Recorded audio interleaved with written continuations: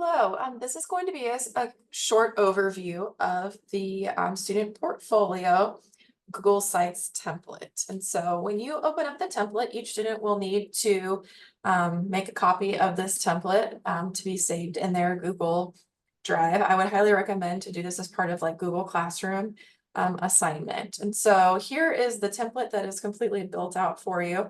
So this is kind of like the home page here.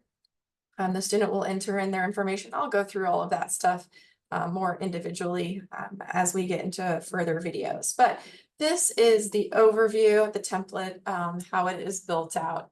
On the right-hand side over here, there's a lot of different areas you can do. They can change the layout, things of that nature. But I would direct you to this pages side. We're now in the editing mode of things.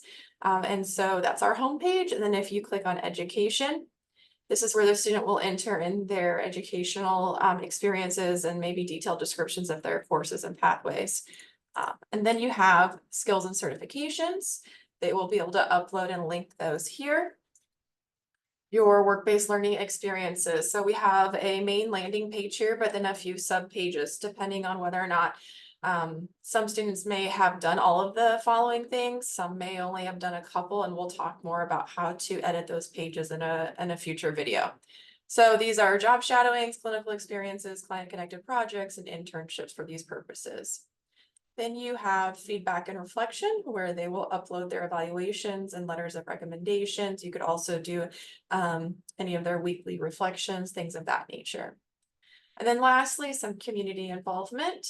In our school district, community involvement is pretty important. So kind of looking at how that creates the whole well-rounded individual. And so there's some opportunities here for students to upload any community involvement they've been in.